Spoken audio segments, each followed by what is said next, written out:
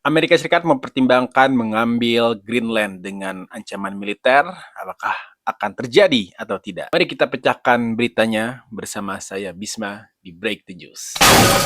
Amerika Serikat mempertimbangkan menggunakan kekuatan militer untuk mengambil Greenland. Nah, ini apakah benar semua itu? Jadi, dalam sebuah pernyataannya, Donald Trump mengatakan bahwa Greenland ini sangat penting untuk menghalangi musuh AS di wilayah Arktik ya.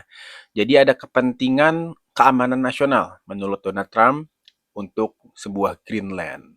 Nah, sebenarnya siapa yang dimaksud dengan Donald Trump? Ancaman musuh di wilayah Arktik tersebut ya. Jadi kalau misalkan kita cek di sini ya, di Greenland-nya ini sendiri ya. Ini Greenland ini kan posisinya ada di tengah-tengah ya. Sebenarnya ada di tengah-tengah antara Amerika Serikat dan juga, nah di sini bisa kita lihat Rusia. Dan ini memang Rusia di wilayah Laut Arktik ini memiliki beberapa pangkalan militer. Nah ini yang dikhawatirkan oleh Donald Trump. Dan tentunya juga beberapa sumber mengatakan, termasuk Cina di sini ya, ini juga sudah mulai melakukan aktivitas di wilayah Arktik. Nah, makanya tentunya karena melihat posisi Greenland yang sangat penting ada di tengah-tengah tersebut, ini bisa menjadi lalu lalang ya, baik dari rudal balistik ataupun juga pesawat tempur. Nah, oleh karenanya ini sangat penting tentunya buat Amerika Serikat buat mengambil alih Greenland. Sebelumnya jauh-jauh hari sebelum adanya statement untuk mungkin mempertimbangkan menggunakan kekuatan militer, Donald Trump sudah jauh-jauh hari ini sudah banyak berpikir bagaimana caranya untuk menguasai Greenland itu sendiri. Jadi Greenland ini adalah wilayah kekuasaannya atau daerah yang dimiliki oleh Denmark sebenarnya secara kenegaraan. Nah, tapi memang Greenland ini memiliki, mungkin kita bisa sebutnya sebuah otoritas khusus ya. Jadi Greenland ini walaupun dimiliki oleh negara Denmark ya, tapi Greenland memiliki beberapa kewenangan-kewenangan tersendiri. Yang salah satunya adalah Greenland sebenarnya bisa memilih untuk mengikuti Denmark ataupun memilih untuk merdeka sendiri. Jadi ada opsi tersebut. Tapi tentu harus ada mekanisme-mekanisme tertentu, misalkan referendum. Jadi intinya adalah apakah masyarakatnya atau rakyat Greenland sendiri setuju, misalkan untuk merdeka atau tidak. Nah, Donald Trump tentu sudah menyadari hal tersebut dan sebenarnya Donald Trump sudah memberikan beberapa statement-statement terbuka ya. Intinya adalah saya sangat mendukung adanya kemerdekaan dari pihak Greenland. Nah, apalagi kalau misalkan Greenland mau bergabung dengan Amerika Serikat, wah, sudah diberikan rayuan-rayuan seperti itu. Memang sebenarnya menjadi opsi terbaik ya untuk Greenland, misalkan merdeka, misalkan seperti itu. Tapi tentu belum tentu masyarakatnya ini mau untuk bergabung dengan Amerika Serikat. Sebenarnya dan selain untuk wilayah ataupun masalah keamanan ya, sebenarnya Greenland juga banyak memiliki sumber daya alam. Nah, itu mungkin salah satu juga kenapa Greenland ini menjadi sangat menggiurkan untuk Amerika Serikat ya. Posisi yang strategis ya untuk pertahanan Amerika dan ternyata juga memiliki sumber daya alam ya. Greenland ini memang bisa dibilang adalah pulau terbesar yang ada di dunia ya. Walaupun pulau yang terbesar di dunia, tapi masyarakatnya atau orang yang tinggal di Greenland, orang yang hidup di Greenland itu sangat sedikit gitu ya. Sehubungan dengan Greenland yang dimiliki oleh Denmark, ya, sekarang bagaimana respon negara-negara Eropa ya? Secara Denmark ini adalah negara Eropa. Bagaimana respon negara-negara Eropa menyikapi adanya ancaman ataupun adanya potensi pengambil alihan Denmark, pengambil alihan Greenland maksud saya oleh Amerika Serikat.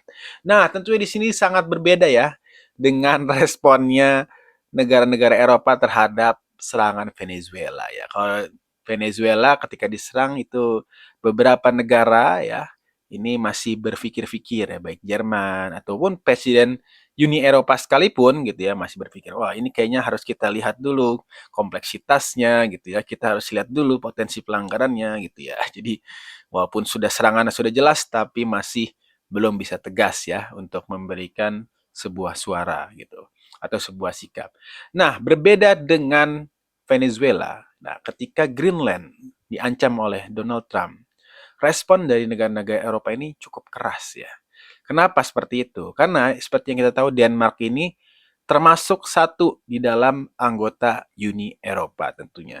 Dan yang kedua adalah anggota yang paling penting ini, anggota NATO ya. Ya, secara mudah NATO ini sebenarnya bisa kita sebut sebagai aliansi ya, aliansi untuk militer dan politik ya, aliansi antar negara gitu ya untuk militer dan politik. Dan jadi ada beberapa negara yang kebanyakan adalah negara-negara Eropa yang tergabung di dalam NATO. Termasuk sebenarnya yang mendirikan NATO sendiri itu adalah Amerika Serikat. Jadi ini sebenarnya singkatnya adalah aliansi antara Amerika Serikat dan negara-negara Eropa gitu ya, aliansi militer. Itu sebenarnya dibuat. Nah, yang menarik di dalam aliansi ini kan misalkan aliansi berarti kan dibentuknya ibaratnya ada negara-negara berkumpul terus kemudian mereka membuat sebuah perjanjian gitu. Ayo yuk kita kumpul sama-sama ya, kita bikin janji ya, kita masuk NATO, semuanya saling menjaga satu sama lain ya. Nah, gitu. Dan bahkan ada sebuah pasal ya di pasal 5 dalam perjanjian NATO ya, artikel 5 dalam perjanjian NATO menyatakan intinya adalah bahwa serangan terhadap salah satu anggota ya, salah satu anggota NATO maksudnya, itu akan dianggap sebagai serangan terhadap semua anggota NATO. Dan oleh karenanya semua anggota NATO juga harus merespon serangan tersebut. Itu perjanjian ya. Maksudnya itu salah satu agreement atau pasal yang tersebut di dalam perjanjian NATO. Intinya negara-negara yang tergabung dalam NATO tuh udah apa namanya sudah bersepakat sama-sama ya. Kalau ada yang satu diserang ya kalian harus sama-sama membantu. Nah, ini kan yang menarik ya. Dan termasuk Amerika di dalamnya. Jadi kalau misalkan ini terjadi gitu kan, tentunya maksudnya kalau misalkan Greenland ini memang dilakukan serangan secara militer oleh Amerika, tentu kan berdasarkan perjanjian ini klausulnya harus aktif. Dan apa yang akan terjadi? Mungkin tentunya mengetahui potensi bahwa kalau misalkan terjadi ini sangat tidak baik tentunya ya. Pertama adalah adanya ancaman bubarnya NATO tentunya ya.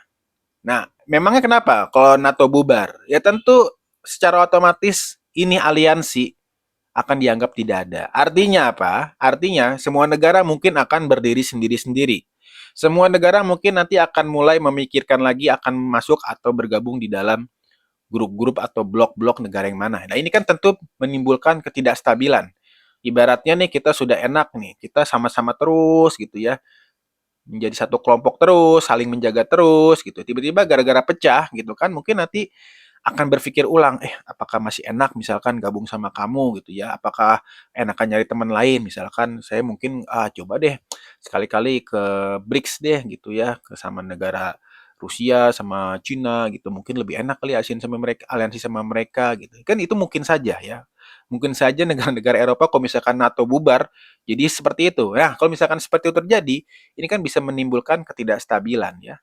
Maksudnya gini ya, satu negara, satu Eropa nih sekarang udah kompak ada di NATO semua. Kalau misalkan nanti setengah Eropa kena bikin misalkan ada aliansi baru seperti NATO gitu ya. Ada lagi setengah gitu ya gara-gara bubar masuk ke ikutkan Rusia sama Cina deh. Nah, itu kan tentu tidak stabil kan. Nah, ini nih. Ini makanya yang tidak diharapkan oleh para pemimpin Eropa. Aduh, jangan sampai terjadi satu gitu kan. Apalagi sebenarnya mereka ini bergabung di dalam NATO itu banyak keuntungan adalah salah satunya ya mendapatkan backup langsung dari Amerika yang kekuatan militernya tentu kita sama-sama tahu. Nggak ada negara yang pengen bermusuhan sama Amerika. Makanya menurut mereka mempertahankan NATO itu ya sesuatu yang lebih penting daripada harus membubarkannya. Jadi segala cara ini dilakukan oleh para negara Eropa terutama yang tergantung dalam NATO. Nah, salah satunya yang paling gercep untuk melakukan uh, persuasi ini adalah Menteri Luar Negeri dari Perancis ya, Jean Noel Barrot. Nah, ini cara bacanya seperti apa? Pokoknya intinya namanya Jean Noel Barrot ya. Ini langsung nelpon ke koleganya sesama Menteri Luar Negeri juga, Menteri Luar Negeri Amerika Serikat ya, Marco Rubio. Halo, halo, Marco. Gini. Intinya dia mau nanya ya. Ini gimana nih? Sebenarnya presiden lu gimana? Presiden lu apa? Emang serius atau enggak nih buat mencaplok Greenland? Lu kan ngerti kan, kita sama-sama NATO ya.